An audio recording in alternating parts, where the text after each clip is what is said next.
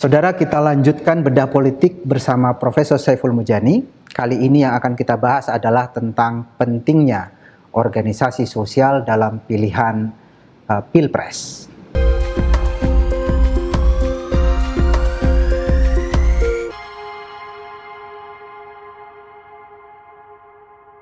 Profesor Saiful, dalam studi mengenai perilaku pemilih ada banyak sekali faktor yang biasa dibahas oleh ahli ya tentang apa yang menyebabkan pemilih memilih kelompok politik tertentu. Salah satu yang sering juga dibahas adalah tentang pentingnya organisasi sosial atau civil society.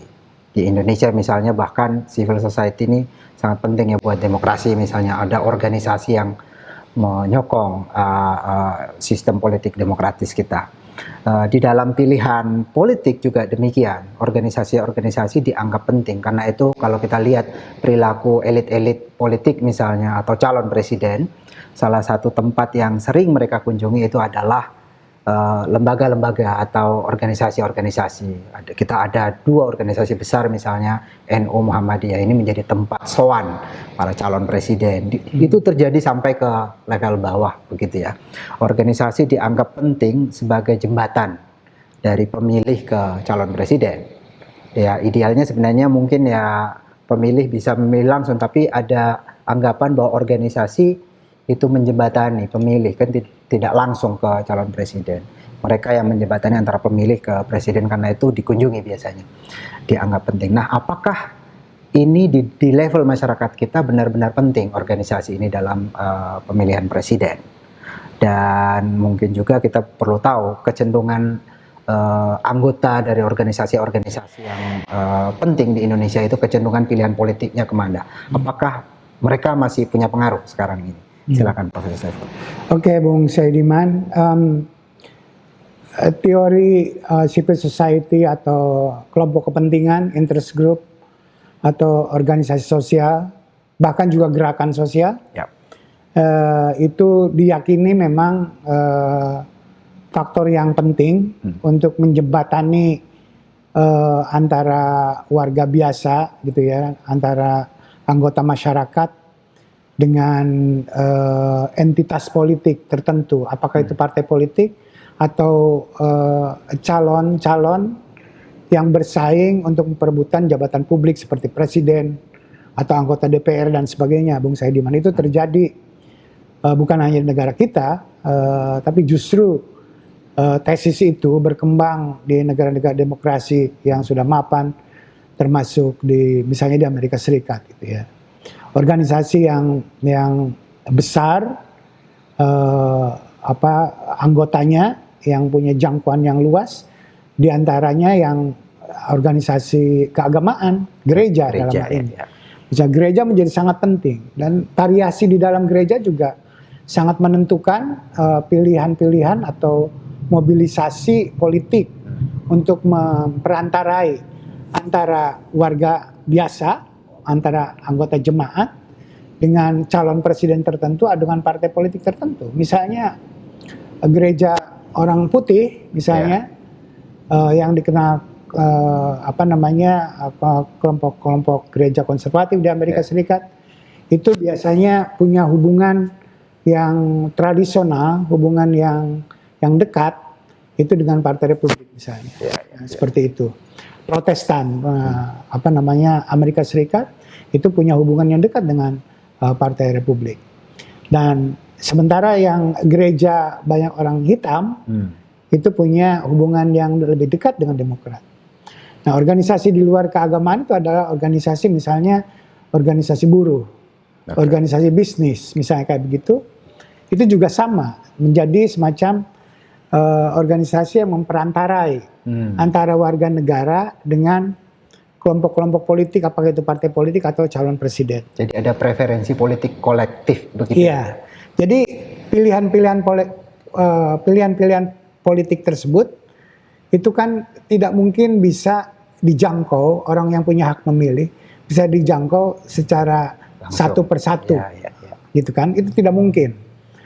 Itu tidak efisien.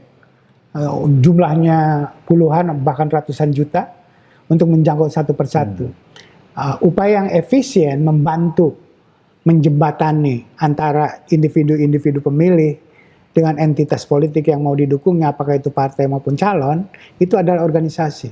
Apakah itu gereja, apakah itu misalnya organisasi hobi, misalnya olahraga, apakah itu alumni, misalnya organisasi alumni, sekolah atau universitas kayak begitu, itu menjadi sangat penting. Itulah civil society yang berkembang di Barat. Nah di kita,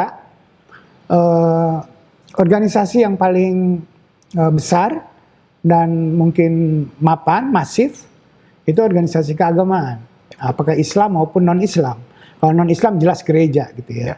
Misalnya untuk yang Kristen. Yang Islam kita punya organisasi yang besar adalah NU dan Muhammadiyah. Bukan hanya itu, tapi juga organisasi yang bisa NU dan atau Muhammadiyah. Tapi secara lebih spesifik lagi misalnya orang aktif di kelompok remaja masjid misalnya. Ya, majelis taklim. Majelis taklim atau di pesantren tertentu misalnya kayak gitu. Itu bisa punya Muhammadiyah, bisa punya NU dan sebagainya gitu ya. Nah, ini jadi kelompok-kelompok civil society yang bisa memperantarai antara warga yang punya hak pilih dengan pilihan-pilihan politiknya. Nah, misalnya kalau di dalam partai politik kan kita bisa melihat setidaknya walaupun tidak masif secara nasional, yang masih kelihatan warnanya itu misalnya kalau organisasi keagamaan, misalnya NU. NU itu punya hubungan yang agak khusus dengan PKB. Gitu ya. Kita sejarahnya PKB itu lahir dari NU. Gitu ya.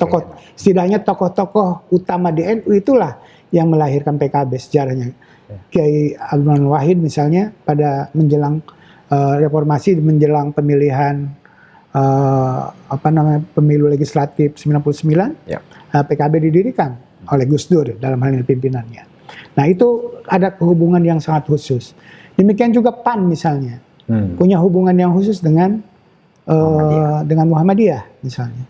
Dan P3 itu gabungan, ada unsur Masuminya dulu, bekas Masumi, ada unsur NU-nya, ada Parmusi, ada unsur Muhammadiyahnya menyatu di situ. P3 Partai Partai Persatuan Pembangunan. Nah, jadi itu cuman untuk yang organisasi sosial non keagamaannya seperti organisasi buruh, organisasi tani, organisasi nelayan, organisasi misalnya pramuka, organisasi sepak bola, olahraga misalnya kayak gitu, itu kurang kuat. Gitu ya. Hubungannya dengan organisasi politik dan kurang masif juga dibanding organisasi keagamaan, Bung Saidiman. Oleh karena itu diasumsikan lebih organisasi keagamaan itu yang punya hubungan yang unik, yang khas dengan kekuatan politik tertentu. Nah, dalam hal ini menjelang pemilu 2024 Bung Saidiman, kita punya survei terakhir ini bulan Desember tahun ini, Desember 2023. Kita ingin melihat hubungan antara keanggotaan di berbagai organisasi tersebut dengan pilihan terhadap pasangan calon presiden. Nah, di samping organisasi juga ada yang namanya gerakan sosial, Bung Saidiman. Ya, organisasi sosialnya menarik. Misalnya salah satu yang sampai hari ini beritanya sering muncul adalah gerakan 212, gitu ya, bela Islam waktu itu.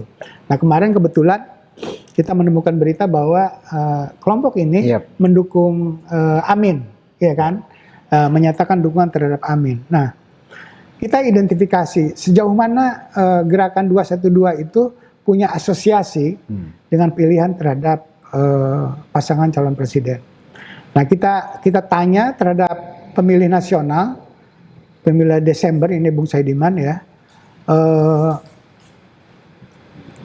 ada orang yang mengaku dirinya tahu ya apa yang disebut sebagai gerakan 212 itu sebanyak 39%. Cukup banyak. Orang yang tahu 212 Bung Saidiman 39%.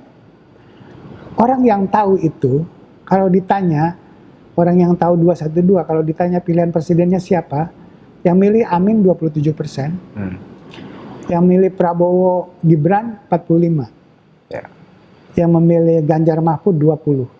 Artinya kalau ini polanya kemungkinan ini akan jadi 2 putaran dan kemungkinan yang masuk kalau orangnya itu semua 212 gitu ya, itu kemungkinan yang masuk adalah Amin melawan Prabowo, Ya. Gibran, kira-kira begitu ya. Nah, ada perbedaan signifikan ya. Kalau yang tidak tahu itu, yang milih Amin cuma 15, ya kan? 15 dengan 27 perbedaannya signifikan.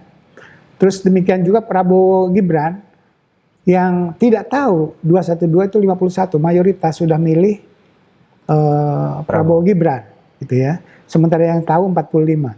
Nah ini menarik, semua untuk kasus Ganjar itu tidak signifikan perbedaannya 20 dengan 21. Itu pertama. Nah kemudian di antara yang tahu itu dari 39%, Bung Saidiman, 45%-nya sekitar dari 40% dan 45 menjadi sekitar 18%. Ya. 18-17% begitu Bung Saidiman. Di antara 18% ini itu akan memilih Amin itu 39. Jadi lebih kuat lagi gitu ya. Hampir seimbang dengan Prabowo Gibran 46. Sementara untuk Ganjar itu hanya 11. Ya. Lagi-lagi. Jadi gerakan 212 ini penting untuk Amin. Ya, positif. Sangat positif gitu ya.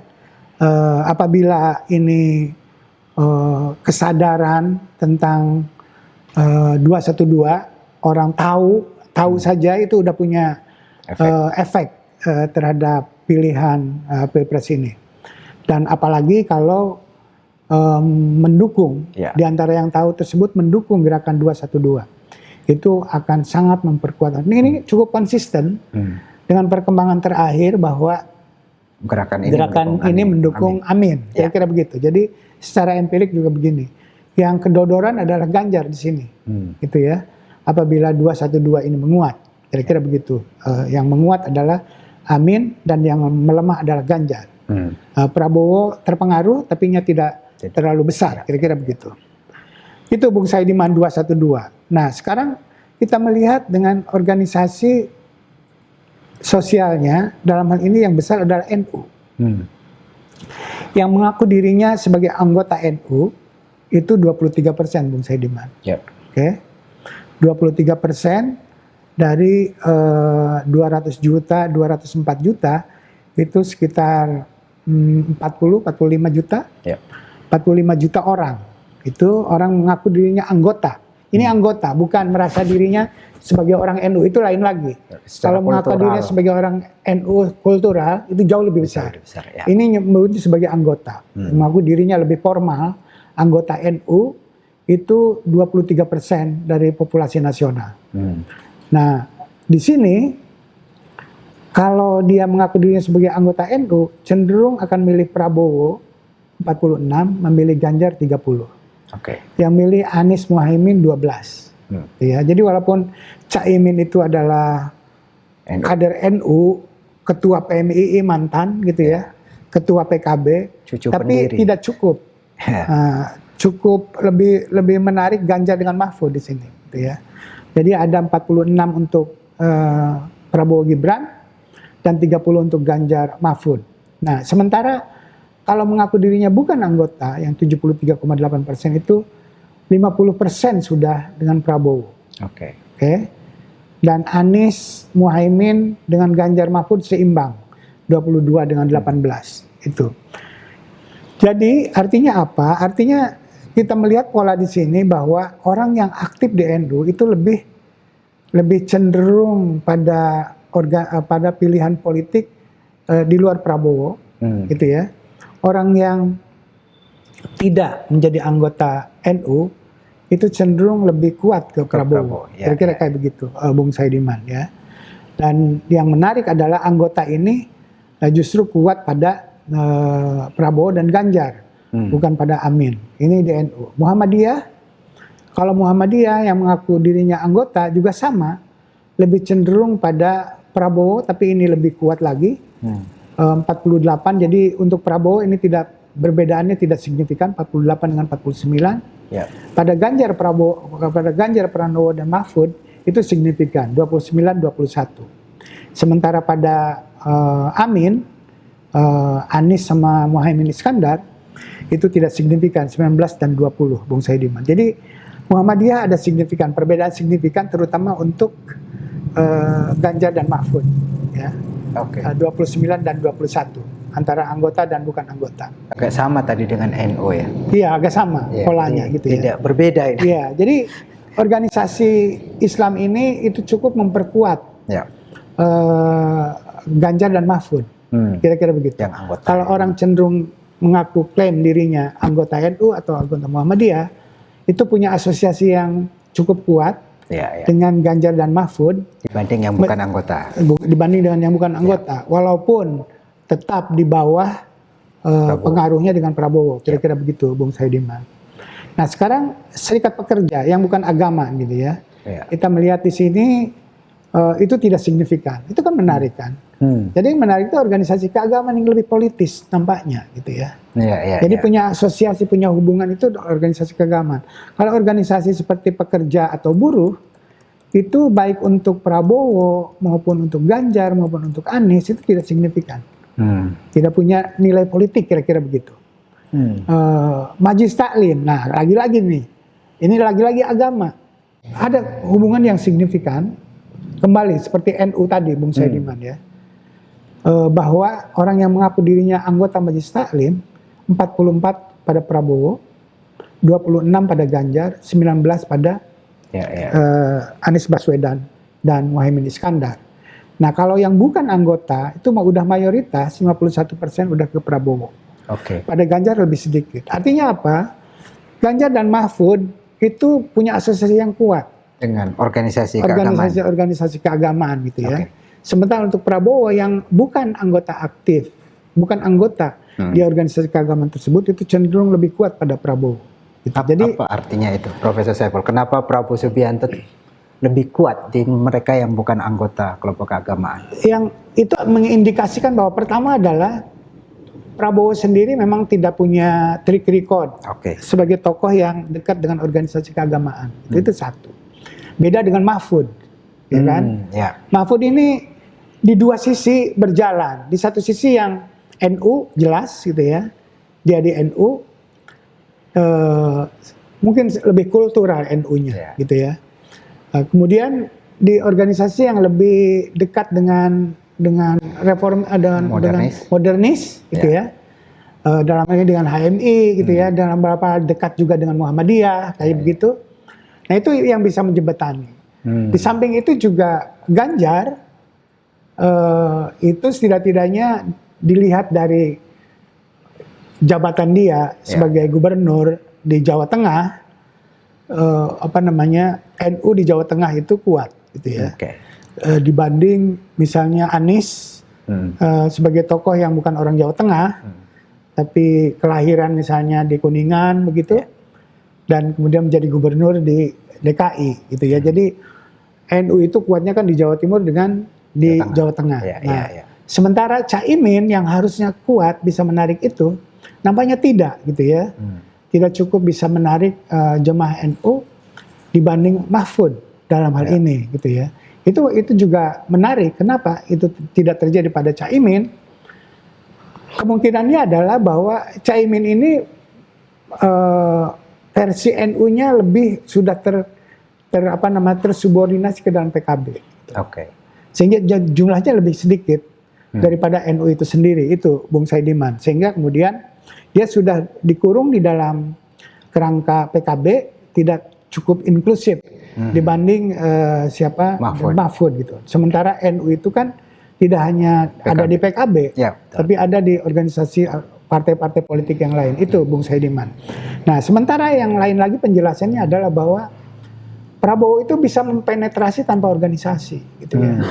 Bisa mempenetrasi pemilih tanpa melalui organisasi, jembatan organisasi.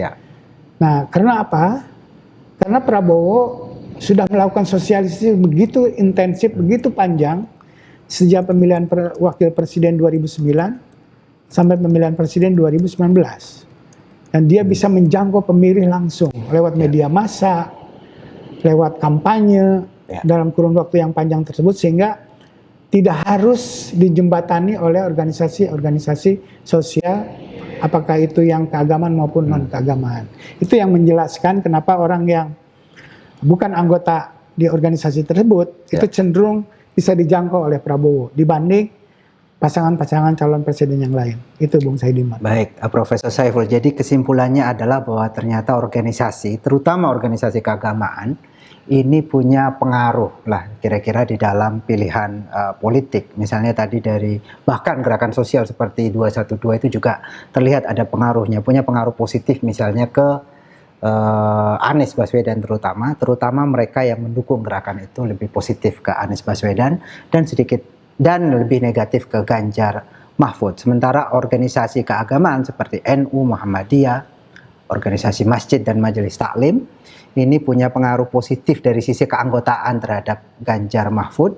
Sementara pada Prabowo Subianto itu kita lihat secara konsisten di semua organisasi keterlibatan publik dengan organisasi itu dibanding dengan yang tidak terlibat dalam hal ini keanggotaan itu lebih tinggi pada kelompok yang bukan anggota daripada anggota untuk Prabowo Gibran. Dan ini tadi dijelaskan oleh Profesor Saiful, ada sejumlah penjelasan ya antara Anies Muhaimin dan Ganjar Mahfud. Tapi yang menarik saya kira yang terakhir itu Pak Saiful, kenapa Prabowo Subianto itu lebih kuat di mereka yang bukan anggota dibanding anggota. Ini menunjukkan bahwa kemungkinan besar penjelasannya adalah karena Prabowo sudah lama sekali melakukan kampanye ya, ikut dalam pemilihan presiden berkali-kali begitu ya. Jadi tidak perlu lagi kira-kira jembatan dari organisasi untuk sampai ke publik, dia bisa langsung sampai ke individu pemilih. Saya kira demikian kesimpulan kita dari diskusi kali ini. Kita akan ketemu kembali minggu depan dalam diskusi bedah politik bersama Profesor Saiful Mujani